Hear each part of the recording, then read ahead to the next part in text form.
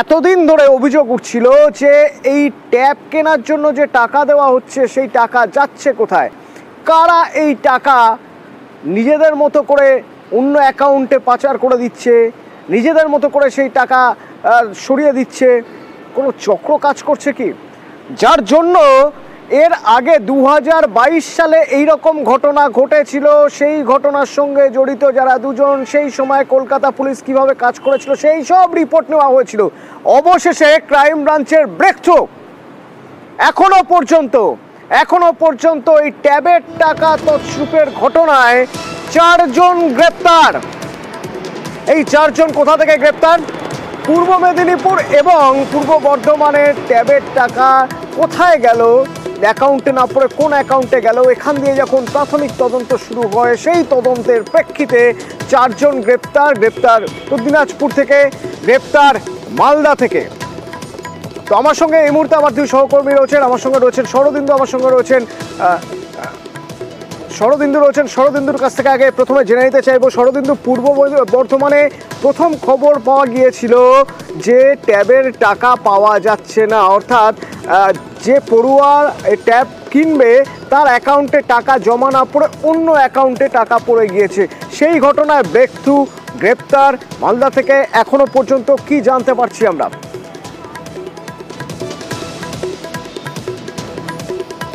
দেখো, এই যে পূর্ব বর্ধমানের সিএমএস স্কুল থেকে অভিযোগ দায়ের করা হয়েছিল যে তাদের 28 জন পড়ুয়ার টাকা অন্য অ্যাকাউন্টে চলে গেছে এবং তারপরই বর্ধমান সাইবার থানা এ ব্যাপারে তদন্ত শুরু করে এবং সেই তদন্তের পরিপ্রেক্ষিতেই একেবারে মালদার বৈষ্ণবনগর থেকে হাশেম আলী নামে এক যুবককে গ্রেপ্তার করলো পুলিশ এবং সে এই যে টাকা গায়েব করে দেবার ঘটনায় সে জড়িত এমনটা একবারে তথ্য প্রমাণ পুলিশের হাতে এসেছে এবং তাকে গ্রেপ্তার করা হয়েছে। গ্রেপ্তার করে বর্ধমানে নিয়ে আসা হয়েছে, তাকে আজকে বর্ধমান আদালতে তোলা হবে। 7 দিনের জন্য পুলিশ তাকে রিমান্ড চাইছে, কারণ 7 দিন তাকে জিজ্ঞাসাবাদ করা হবে এবং এই চক্রের সঙ্গে আরও অনেকেই জড়িত রয়েছে এমনটাই মনে করছে পুলিশ। এবং পূর্ব মেদিনীপুর জেলা থেকেও গ্রেপ্তার হয়েছে। স্বাভাবিকভাবেই তাদের সঙ্গে কোনো যোগ রয়েছে কিনা এবং এই চক্রে আর কারা কারা জড়িত, শিক্ষা দপ্তরে কেউ জড়িত রয়েছে কিনা, এই সমস্ত বিষয়গুলোই পুলিশ এখন জানতে চাইছে। তাই তাকে 7 দিনে নিজেদের হেফাজতে নিয়ে তাকে জিজ্ঞাসাবাদ করা হবে। তবে এই টাকা যে কোনো ভুলবশত অন্য অ্যাকাউন্টে চলে যায়নি, এই গ্রেপ্তারই তার প্রমাণ।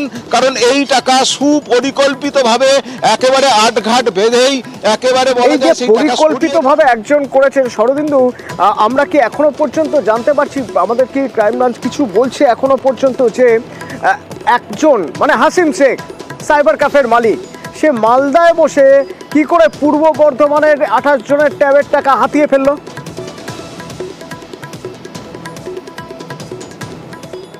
একেবারেই তোমাকে অতনু তোমার মাধ্যমে দর্শকদের জানাতে চাই যে বাংলার শিক্ষা নামে সরকারি একটি পোর্টাল, সেই সরকারি পোর্টাল সে হ্যাক করেছিল এবং জুলাই মাসে সে সেই পোর্টাল হ্যাক করে এবং সেই হ্যাক করার পরই একেবারে তার মধ্যে দিয়েই সে এই অ্যাক্সেস করতে সম্ভব হয়েছে। অর্থাৎ বাংলার শিক্ষা যে পোর্টাল, সেই পোর্টাল সে হ্যাক করে নিয়েছে এবং হ্যাক করেই সেই অ্যাকাউন্ট নাম্বারগুলো সে অন্য পরিচিত অ্যাকাউন্ট নাম্বারে সে বদলে দিয়েছে।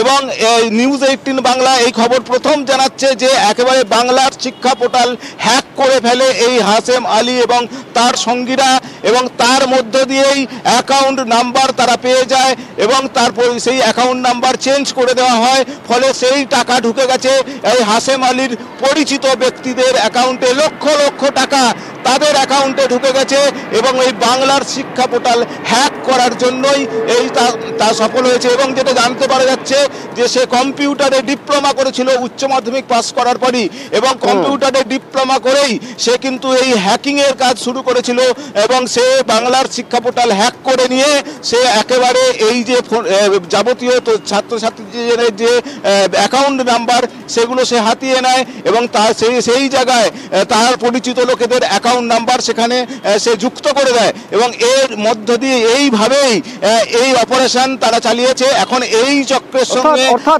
একেবারে প্ল্যান মাফিক এই কাজ হয়েছে। শরদিন্দু, প্রথম মনে করা হয়েছিল দুটো কারণে হতে পারে, এক তো কারচুপি আর তা না হলে হয়তো গাফিলতি, কিন্তু না, গাফিলতি নয়, সাইবার ক্রাইম বিশেষজ্ঞরা ভাবতে বসেছেন রীতিমতো যে বাংলার শিক্ষা পোর্টাল হ্যাক কিভাবে করা হলো। তাও হ্যাক হয়েছে মালদায় বসে, কে না মালদার বৈষ্ণবনগরের খুদিটোলার বাসিন্দা এই হাসান শেখ, যার একটা সাইবার ক্যাফে রয়েছে। এই যে সাইবার ক্যাফেতে গতকালই বর্ধমান পুলিশ আর মালদার বৈষ্ণবনগর পুলিশ যৌথ অভিযান চালায় এবং এই যুবক হ্যাক করে 28 জনের টাকা অন্য অ্যাকাউন্টে পাঠিয়ে দিয়েছেন বলে পুলিশ বলছে। পুলিশ আর কি বলছে, তদন্তকারীরা আর কি বলছে শুনবো।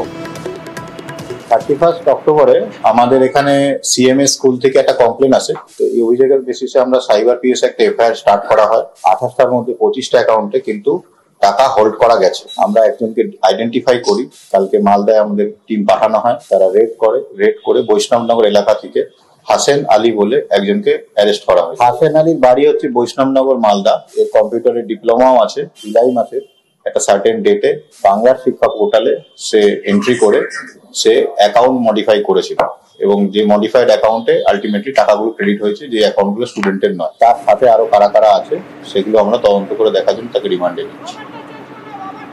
পূর্ব বর্ধমানে ট্যাবের টাকা লোপাট করা হচ্ছে মালদায় বসে, আর পূর্ব মেদিনীপুরে ট্যাবের টাকা লোপাট করা হয়েছে চোপড়া থেকে। ইতিমধ্যেই 3 জন গ্রেপ্তার। এই 3 জন কারা, কিভাবে সেখান থেকে টাকা লোপাট করা সম্ভব হলো জানবো। চঞ্চল রয়েছেন আমার সঙ্গে সরাসরি চোপড়া থেকে। চঞ্চল, দেখো তনুদা, আমরা এই মুহূর্তে রয়েছি একবারে চোপড়া থানা এলাকায় এবং চোপড়া থানার সামনেই রয়েছি। তবে তোমাকে জানিয়ে রাখি যে এই টেপের টাকা কিভাবে এই 3 যুবক কিভাবে তারা হ্যাক করলো, এই যে পোর্টাল রয়েছে স্কুলের যে পোর্টাল, যে ট্যাবের টাকা যে ছাত্রছাত্রী অর্থাৎ পড়ুয়াদের হাতে বা পড়ুয়াদের অ্যাকাউন্টে যাওয়ার কথা, কিন্তু সেই ট্যাবের টাকা কিভাবে এই যুবকরা তারা হাতিয়ে নিলেন, এই নিয়ে কিন্তু দ্বন্দ্বে রয়েছে চোপড়া থানা পুলিশ এবং যারা সাইবার ক্রাইমের যারা পুলিশ এসেছিলেন পূর্ব মেদিনীপুর থেকে, তারাও কিন্তু দ্বন্দ্বে রয়েছে। কারণ যে এই 3 যুবক চোপড়া এলাকার বাসিন্দা রয়েছে এবং পরিবার করা গেল কিভাবে, এই 3 যুবককে সন্দেহের খাতায় আনা গেল কিভাবে, এই 3 জনের আইডেন্টিটি কি, এদের পরিচয় কি? দেখো চোপড়া এলাকারই এই 3 যুবক রয়েছে, যার নাম হচ্ছে, একজনের নাম হচ্ছে সাদ্দিক ইসলাম হোসেন এবং মুবারক এবং আসিরুল ইসলাম। এই 3 জনের বাড়ি হচ্ছে চোপড়া থানা এলাকায়। তবে এই 3 যুবকের যে পুলিশ সূত্রে যেটা জানা গেছে যে এরা বাড়িতে বসে, অর্থাৎ যে সিদ্দিক হোসেন যে রয়েছেন তার কিন্তু একটা কম্পিউটারের দোকানও ছিল। অর্থাৎ এর আগেও তুমি জানো যে তনুদা যে এই সাইবার ক্রাইম নিয়ে কিন্তু চোপড়া এলাকা থেকে কিন্তু বহু প্রতারিত হয়েছিল মামুন হোসেন, 2 জনকে গ্রেপ্তার করেছিল। আর পাশাপাশি আজকে যে টেবের টাকা তারা কিভাবে এই হাতালো, কার মদতে হাতালো, তা নিয়ে কিন্তু এখন পুলিশ কিন্তু তদন্তের স্বার্থে কিছু বলছে না। তবে চোপড়া থানা এলাকায় যে 3 যুবক, এই 3 যুবকের যে অ্যাকাউন্ট যারা ছিল, অ্যাকাউন্ট থেকে কিভাবে তারা ছিল, সেই সূত্র মারফত কিন্তু এখানে পুলিশ এসে এই 3 যুবককে গ্রেপ্তার করে আজকে কোর্টে নিয়ে গিয়েছে ইসলামপুর মহকুমা আদালত। ধন্যবাদ। এই 3 জনের মধ্যে থেকে একজনের নাম সাদিকের বাড়ির লোক কি বলছেন একবার শুনবো। শুনছি যে আমার ভাইটাকে উঠায় নিয়ে গেল সাদ্দিক হোসেন।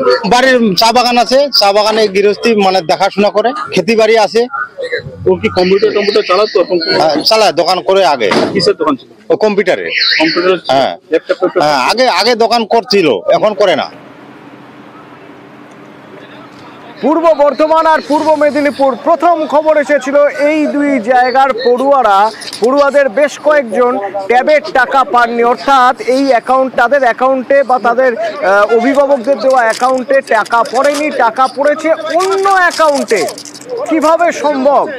যখন এই তদন্ত শুরু হলো তারই মাঝে দেখা গেল শুধুমাত্র পূর্ব বর্ধমান এবং পূর্ব মেদিনীপুর নয়, আরও বেশ কিছু জায়গায় একই ঘটনা ঘটেছে। তো পূর্ব বর্ধমানে এই ঘটনা ঘটালো কে?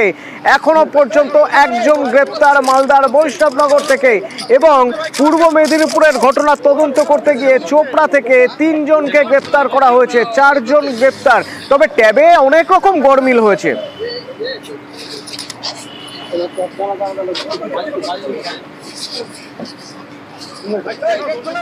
অনেক রকম গরমিল হয়েছে ট্যাবে। যেমন মুর্শিদাবাদে আবার দেখা যাচ্ছে যে প্রচুর ছেলে তারা ট্যাবের টাকা তাদের অ্যাকাউন্টে 2 বার করে পড়েছে।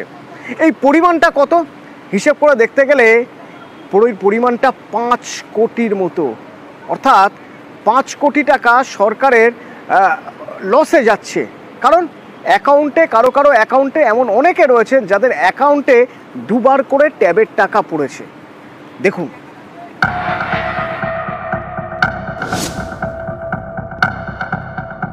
অনলাইনে পড়াশোনার সুবিধার জন্য ট্যাব কিনতে 10,000 টাকা করে দেয় রাজ্য সরকার। প্রকল্পের নাম তরুণের স্বপ্ন। ক্লাস 11-এ উঠলে ট্যাবের টাকা পাওয়া যায়, সরাসরি টাকা চলে যায় ব্যাংক অ্যাকাউন্টে। এই প্রকল্প ঘিরেই ভুরি ভুরি অভিযোগ। এ নিয়ে তদন্ত শুরু হতেই কেঁচো খুঁড়তে যেন কেউটে বেরিয়ে আসছে।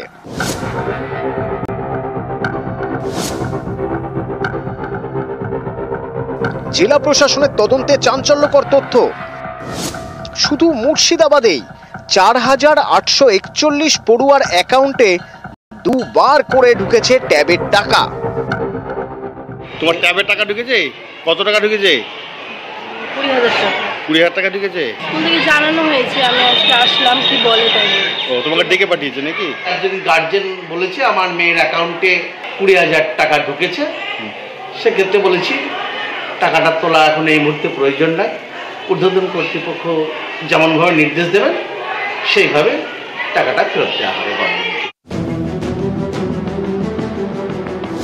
ঝাড়গ্রামের 11টি স্কুলের 50 পড়ুয়ার ট্যাবের টাকা গায়েবের অভিযোগ। অ্যাকাউন্টে ট্যাবের টাকা ঢোকার পর কেউ সেই টাকা তুলে নিয়েছে। এ নিয়ে ঝাড়গ্রাম সাইবার ক্রাইম থানায় অভিযোগ দায়ের হয়েছে। ওটাতে আমার নজরে এখন 4-5টা স্কুল আছে। আমরা আপলোড করছি বাংলা শিক্ষা পোর্টালে, তারপরে ওটা ভেরিফাই করতে গিয়ে হয়তো একটু হতে পারে, ভুল হতে পারে, সেইখানটায় বোঝা যাচ্ছে যে হ্যাঁ হয়ে গেছে। কোথায় সাইবার ক্রাইমে জানিয়েছি। আসানসোলের সরকারি স্কুল কন্যাপুর উচ্চ বিদ্যালয়। অভিযোগ, এই স্কুলের 7 পড়ুয়ার ট্যাবের টাকা ঢুকেছে অন্য অ্যাকাউন্টে। আমাকে সবাই বললো যে ফোনে টাকা ঢুকে গেছে, তো আমার মেসেজ আসেনি। তারপর আমি ভাবলাম হয়তো মেসেজ আসেনি কিন্তু ফোনে টাকাটা ঢুকে গেছে। তারপর ব্যাংকে চেক করতে গেলাম, তারপর দেখলাম আপডেট করে ব্যাংকে টাকা ঢুকেনি। এখন স্কুলে বলেছি, স্যার বলেছে চেষ্টা করব।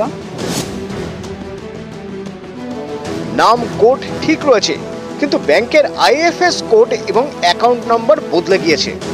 এভাবেই পড়ুয়াদের ট্যাবের টাকা নির্দিষ্ট অ্যাকাউন্টে না পড়ে চলে গিয়েছে অন্য অ্যাকাউন্টে। গড়মিলে অভিযুক্ত শিক্ষক ও কর্মীরা।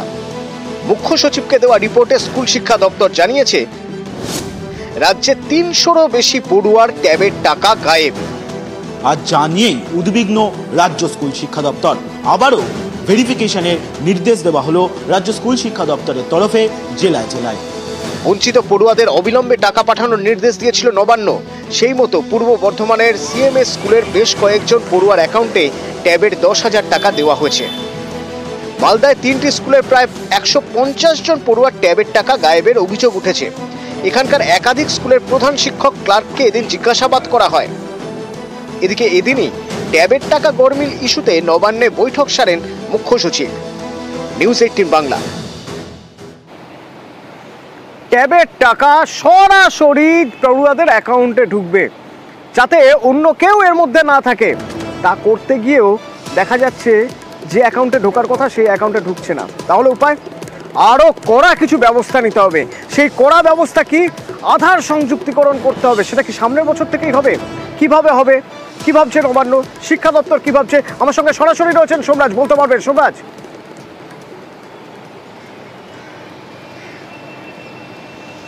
দেখো, ট্যাবের টাকা গায়েবের মতো ঘটনা যাতে না ঘটে তার জন্য আগামী বছর থেকেই আধার কার্ড সংযুক্তিকরণ বা আধার আইডেন্টিফিকেশনের মাধ্যমে টাকা দেওয়ার সিদ্ধান্ত এক প্রকার নিয়ে নিয়েছে নবান্ন। এবং গোটা বিষয়টিকে কিভাবে কার্যকরী করা যায় তার জন্য স্কুল শিক্ষা দপ্তরকে নির্দেশ দেওয়া হয়েছে। এতদিন পর্যন্ত যে ট্যাবের টাকা দেওয়া হতো সেক্ষেত্রে দেখা যাচ্ছে যে আধার কার্ড লিঙ্ক করা নেই, এবং মনে করা হচ্ছে, বিশেষজ্ঞরা মনে করছেন এই আধার কার্ড লিঙ্ক না করার একটা অন্যতম জায়গা এই টাকা গায়েব হয়ে গেলে তার হদিশ না পাওয়া বা পড়ুয়ারাও জানতে পারছে না। আর সেই কারণেই যাতে পড়ুয়াদের নির্দিষ্টভাবে চিহ্নিত করা যায় তাকে মাথায় রেখেই মূলত এই আধার কার্ড সংযুক্তিকরণের প্রক্রিয়ার দিকেই এগোচ্ছে রাজ্য সরকার।